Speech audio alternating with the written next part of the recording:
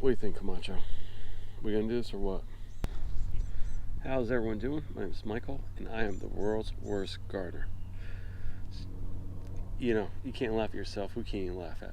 What I'm doing is I'm creating a video archive so I have go-back points of the progression of my garden, and I'm trying to do in weekly increments so I can see health, growth, and also disease, and also have that video collection of, like what were the early signs that I had missed this year so I can learn for next year. If you want to become an expert in troubleshooting, take up gardening. That's all I gotta say. You like, you're constantly learning from your mistakes, and you're constantly adjusting. And a lot of the time, especially with some disease, like especially with cucumbers, by the time like the early signs, like it could be too late. But that's not necessarily with all species of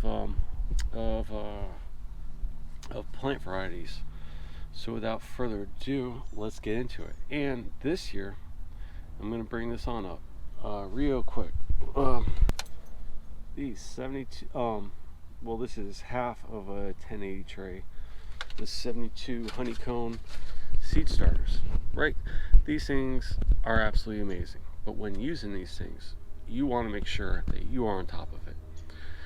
As things need to be transplanted out, you want to get them out because it is a death trap. And literally, I lost close to 90% of my seedlings this year, and losing them, and that really did stink. Even the tomatoes I'm about to show you, I almost didn't even plant them. I was contemplating restarting. Actually, I planted them deep. And this year, I changed how, like, the amenities that I'm using. I'm using rock phosphate, bone meal, Neptune's fish and lobster shell, or lobster and crab shell, and kelp meal. And but that rock phosphate, it works.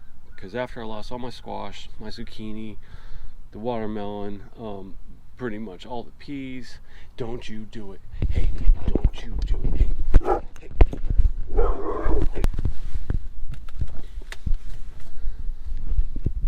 Anyways, so after losing 90% of pretty much my seedlings, I ended up going to Lowe's, buying like one of the little 4-inch pots that had about 6 or 7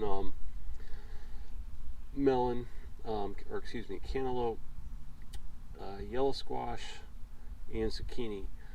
And what's it called? So once you pull them apart, you're, which isn't really recommended at all. I put them into one of those 2x3 trays, 6L, a little bit wider. Put a lot of rock phosphate, bone meal, a little bit of kelp, give them the minerals, and a little bit of that crab and lobster shell. And I will tell you what, the root growth was impressive within just a couple weeks. It went from having no roots to roots coming out the bottom and like looking for like a new area, and everything need to be transplanted out. And this was quite a few weeks back, but you're about to see the progression.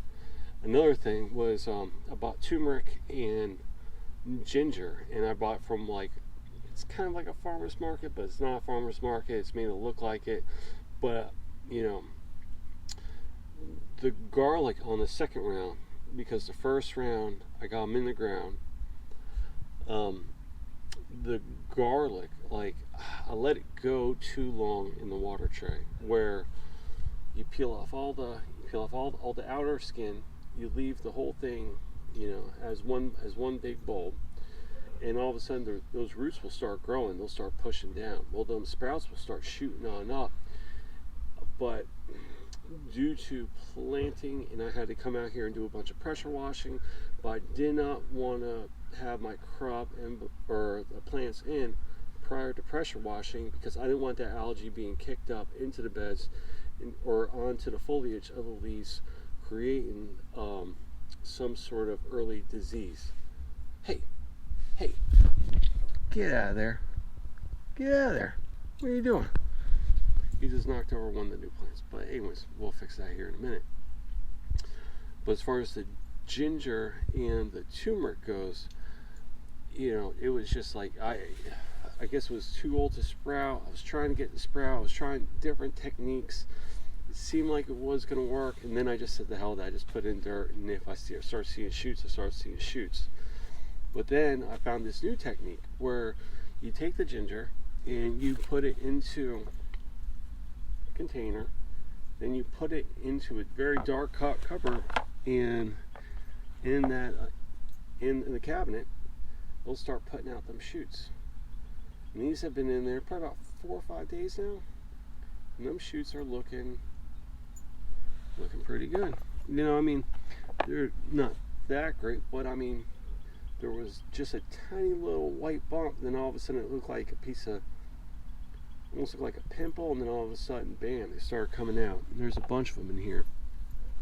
Then the turmeric, I special ordered the turmeric, and they just came in. They're from Green Dreams Farm. Look at that. That thing is ready to go. And so I'm excited to get these into the ground. Don't mind my feet. Those are from Green Dreams. Those are the turmeric. I'm gonna have to do some with these to make sure that they go good. But yeah, really psyched on that. So before I get going, I just want to show you right here. This little area right here. It's probably a 4x6. This is what started it all. 4x6 area. It's right when COVID had happened, and I started a small garden. Had sweet potatoes, yellow squash, peppers, mint, parsley, a couple tomato plants, and it's just like in this little area, and we got like a nice little chunk of food, and it's like, wow, okay. So then that fall we put in a fall harvest, and the house faces the south.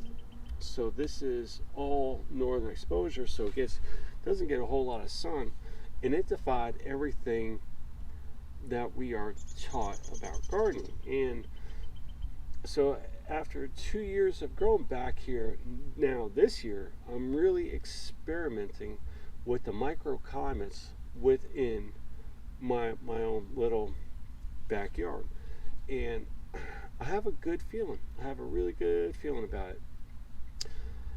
The tomatoes I planted that are over here, they were so raggedy when they came out of that 72-inch cone, or that 72 honeycomb. I almost didn't plant them. They almost got thrown out with the squash and everything else. And I was like, you know what? I planted them deep. I gave them the rock phosphate, the bone meal, the kelp meal, as well as the lobster and crab shell, and they are pumping. And I've been feeding with a fish emulsion. It is by Neptune as well. It's tomato and veg feed, and I've been doing that once a week. Actually, I'm on 10 days right now, roughly, and I'm trying to continue with that 10 days. But that's the beauty of gardening. It really is, because you're constantly evolving, you're constantly educating yourself. But the key is to learn from your mistakes. You learn, you go, you grow. It's that simple. I got repurposed wood that someone was getting rid of on Craigslist. I think it's old cedar. When I went to pick it up, it looked horrible. I power washed them and designed these beds, and a couple of them have like sheets of plywood on the back, just to kind of because I could get more beds by using that plywood on the back, because it was up against the cyclone fence, and just to you didn't have to worry about it being aesthetically pleasing on the eye, because it was more or less hidden, and I could stretch the wood to go further, creating more beds. So the last thing I gotta say before we take this little walkthrough and I start documenting as far as where everything is at, I have to say, from the corner right here past Camacho, going around the side of the house, and then goes into another side bed that I have started utilizing. And last year it was like the pumpkin, watermelon, squash, and zucchini and okra, and nothing. And like the squash, I was messing up because I was allowing it to go into flower way too early, as well as the zucchini, and I wasn't allowing it to grow, and it was just pushing fruit where it wasn't allowing it to have good foundation of plant foliage and a foundation of the plant root structure, etc. Whatever. The list goes on and on and on. But over there, and that was last year, I put fresh new red mulch in there, and I really was not aware. The owner of Green Dreams I got the turmeric from, recently I found his videos on YouTube, and his videos, he plants food forests, and he does it for in residential as well as big property. Gotta fix the microphone there a second. Yeah, as well as people that own several acres or whatever the case may be, but he plants all these food forests. But here you can see we have nothing but sand, and all the backyard is just show you a little patch over here. That's our wonderful topsoil. Yep, right there. Nothing but good old sugar sand. Camacho wanted to get on in. So this year I'm really trying to embracing the grow bags. So I got cantaloupe here, cantaloupe over there, which is starting to come up pretty nice. I planted it not that long ago. And then we got red pepper, or these are green pepper, I think a yellow and another yellow. And then in this pot we got lavender and bee balm. All the eggplant coming up. Got sweet potatoes that are still coming up for 2 years now from that original planting. And this parsley was going to flower. This thing was huge, and someone cut it down, and it's cut down. And because I was hoping to save the seeds, because that's something I'm really trying to get into, is really capturing the seeds of what grows well in this climate, because all climates are different. I forget the name of this, but these blue flowers, they will bloom all summer long, and they will bring in the hummingbirds if you're out here like at 6 a.m. and it's like right at twilight. I'm putting all these red potatoes. I got 4 pots of red potatoes, and the last one has yams or sweet potatoes. But they are coming really good. Planted them from just tubers from the store or from the farmer's market. And then recently, actually I put a bok choy down in here, and I'm hoping bok choy. I just kind of I had extra, and I just kind of threw a bunch of them in here. There's a bok choy here, another red potato. Stoked on that. Got another bok choy, banana pepper, a couple little leaf lettuces back there. I just want to see what it does, and was looking for the catnip. Here's Toro that we just have that just grows every year. It just comes back. Here are the remnant, or some of the cherry tomatoes, and I just threw these in 1 gallon pots. Ooh, look at that. That's ooh. All right. I got definitely gotta treat this.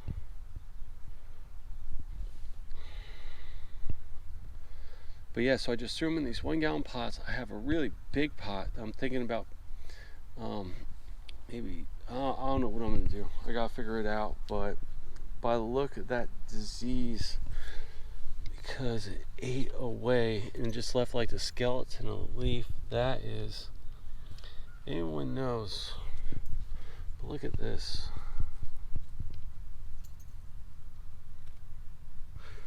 It's like you see right through it. Here's where I put the original ginger. I don't know if it's going to come up. We will see. Damn, someone's smoking pot. And then here is all sweet potato. Got 8 bags of them. 8 bags of sweet potatoes right through here. A couple blueberry plants in front. The zucchini. This is one of the zucchini that I was talking about that I bought and I separated, and they were tiny. I just used a lot of rock phosphate and bone meal, and they started pumping. Here are the yams from last year, and you can see them starting to come up. Really excited, and there's white potato in one of these. That might be the white potato right there. I think that is. Look at that leaf. And in here, those are either sweet potato or yams. Hey, out of there! Come on, out! I want you to kill my okra. Come on, out! So still got some blueberries on these. Excited about that. And the other 2 cantaloupe went over here. Milkweed, and over here, but this one's not looking all that good. I'm hoping it kicks around. Planted sunflowers all around the property to really help bring in the pollinators. And we got none other than marigolds that I planted over here and in some of the other beds, and I just let them go to seed, and now we got marigolds coming up everywhere, so I just dig them out here and I plant them where I want them, which is a nice little resource to have. And so these 5 okras, this okra and those 4, came directly out of that honey tray, and I almost didn't plant them. They looked horrible. This one's starting to get some big flowers, and then I direct sowed these okras, and they are all through here.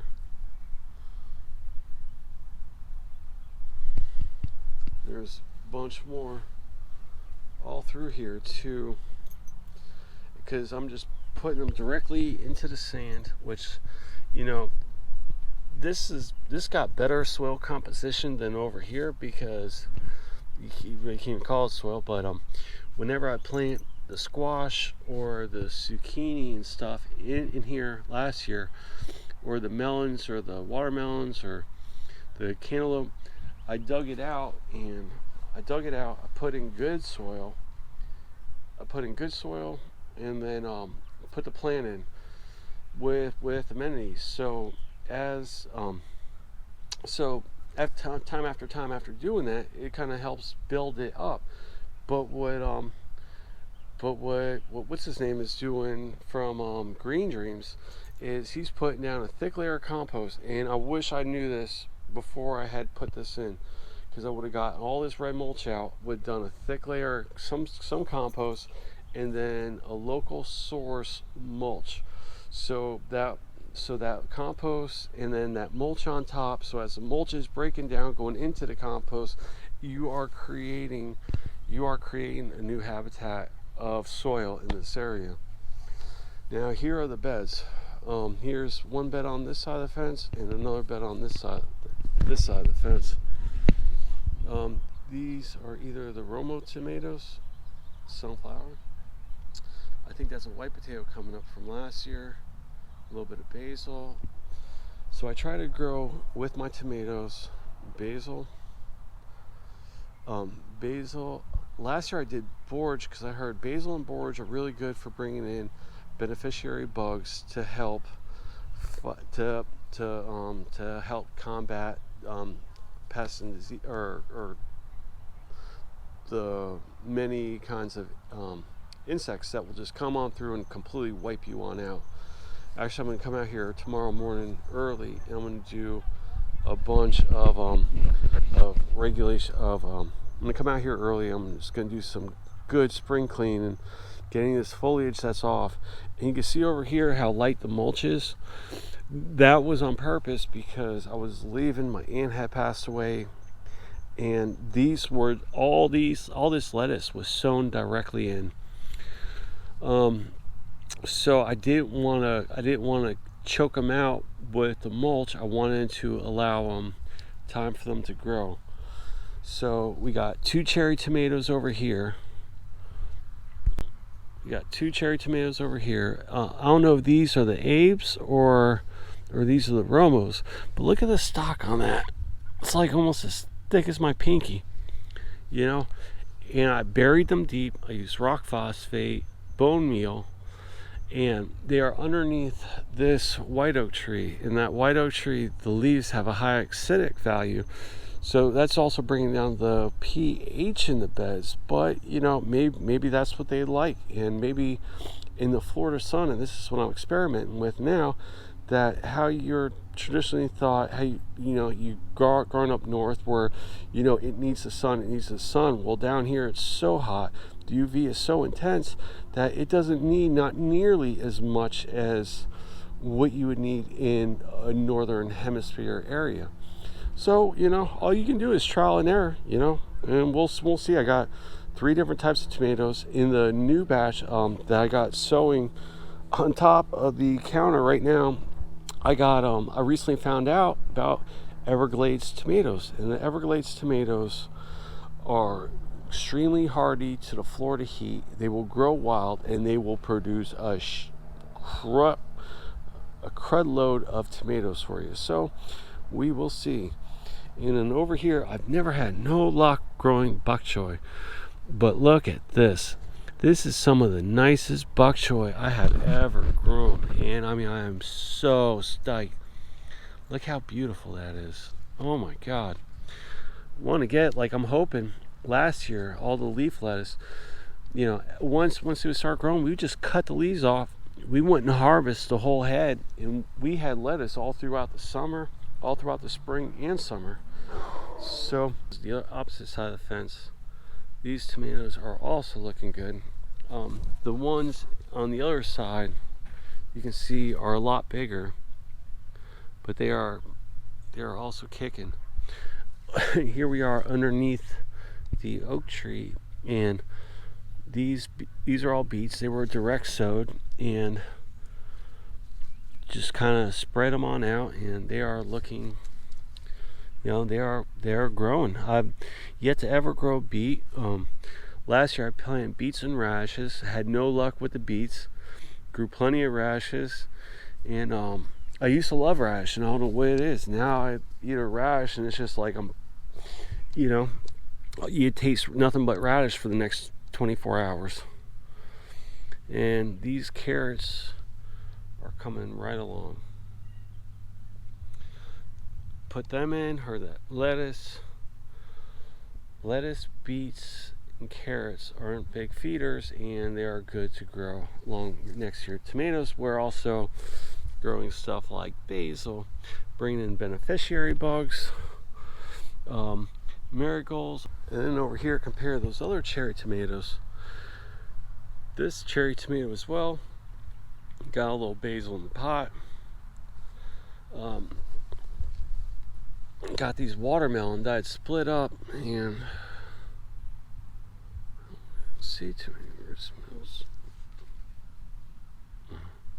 Not yet, but they are definitely looking better.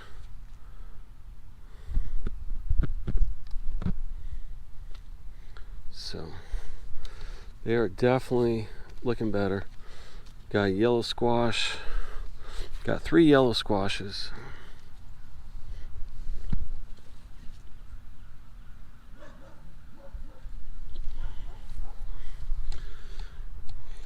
Got catnip, yellow squash, and all I've been doing is I keep pulling the buds off because I don't want them to start flowering. Actually, on all of them, I will eventually find a happy home for these. I don't know where yet. There's a banana pepper. There's a hot pepper. These are wild orchids, and I'm excited about these. These are pigeon peas, and I got my first one coming up right there. I think it's a yellow pigeon pea. those are the red ones. I got the seeds from Puerto Rico, and these are green. Here is a Suriname cherry, and this actually came in today. I'm really excited about that. Here's a zucchini squash, and I got my mulberry, my everberry mulberry. So really stoked on that. That just came in. Give these more room. Things are kind of getting crowded in here. And this papaya just came in. Really stoked on that. And these are Barbados cherries. And I just got those recently too. So they are at a very small stage, but I am stoked. Got my dwarf banana. Got that all happy in its pot, well fertilized. So we move on. Everything that I've seen online about peach trees, everyone says the same thing. Do not allow them to fruit before they're 3 years old. There's one fruit on here, and I want to, well, there was actually 6 of them on here, and I cut them all off. Everyone says the same thing, that if you allow it to fruit, it's going to stop pushing growth. Like, it's all, the only thing the plant's going to be worried about is creating the fruit, and it's not going to be pushing on growth. Sorry, the dog's barking in the background. I lost my train of thought, but you can see, because when I got this, it was just tiny little flowers at the end, and now we are getting good growth. Getting good growth over here, getting good growth over here. I mean, it's just, look at that new shoot coming up. I saw, like, when they were talking about trimming, you know, like how you want to trim it to grow on out. And as I'm talking with my hands, I forget that I'm holding the camera. And yep, the good old compost pile. This thing needs to be turned in a bad way. Ooh, it smells like onion. I have planted all kinds of sunflowers over here, and they are just not growing. I don't know what it is. Last year I did 5 different rounds of small sunflowers in here to bring the pollinators, and this year they're just not growing. Got the bottle brush tree, which this is just a dinner bell for freaking honeybees. Mojave mint. And then when all the seedlings were starting over in the lettuce bed, there was a bunch of extra bok choy, and I wanted to give them breathing room, and I brought them over here. They were looking great. And then apparently the insects love them too. So the insects are feeding like kings on my bok choy, and they're not leaving nothing for me. Down here is the garlic that I germinated on the windowsill in the water, and you know what? I learned so much, but I got a few going, so I'm stoked on that.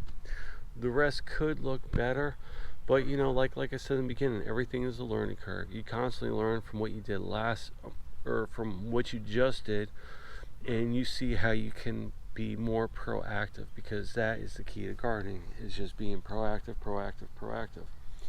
These onions have been growing now for 2 years, literally 2 years. I bought a bag of them bulbs from Lowe's last year when I built the beds, and I put them in last spring, and now they are just starting to go. I cut back all the tops to try to push on bulb growth, and I don't know. You know what? And like after a year in these beds, everything's like growing sideways, and I'm just letting them go to see what they do. So this right here was the only cucumber plant to make it out of that 72-inch honeycomb. The rest all got tossed. Actually, that one and this one, and all these got sown directly into the bed, and that looks like squash. But over here got kale, that got sown in the bed, more kale, bok choy, leaf lettuce, and you can see there's something over here that's just murdering them. Look at that bok choy. Kale, look at this kale. I mean, what the hell is... I gotta do something for... There's nothing left. This is probably one of the worst looking beds so far. But this other bed is kicking when you see it. All the baby spring onions. Yeah. All the baby spring onions. I recently put parsley in here. So I'm hoping they're about to come through. And here's the cilantro. Here's a Cherokee purple tomato. Stoked on that. Got leaf lettuce down here, and it looks like the bugs aren't messing with it too much. And these are muscadine wine grapes, designed for this area. So really stoked to see these things go. Nothing like little Kellogg's organic grow, little black cow. But so I got the 2 big squash and zucchini in the other 2 grow bags. These are over here in these little pots. I'm excited to see what they end up doing. Got these green beans that are growing as just a ground cover. I'm surprised they're not growing started yet. Sage. And when I threw these back here, I'm probably going to get them on out of here. These are 2 watermelon plants. Before I even planted the seeds for the bean. And look at this. I gotta thin this on out. This cucumber. I don't know if that's pickling or table. Got more tabling or more cucumber, sunflower. Artichokes are doing it, and the beans are all in the front, and look at all the baby miracles. So yeah, it's pretty congested over here compared to the other bed that is just bare, but you know, it's not going to go to waste. We got hot peppers, we got banana peppers, we got jalapenos, and we got red pepper over here. I had some of the peppers were looking so horribly. I had to replace them with store-bought already seeded, already growing peppers. And unlike the other bed over there, I saw this one guy, John, where he's got a big following. He was one that was talking about using worm castings for feeding your peppers. And his red pepper plants, he had it 1 foot apart, but on diagonals, right? So as long as 1 foot apart, it was a big canopy and they were just pumping.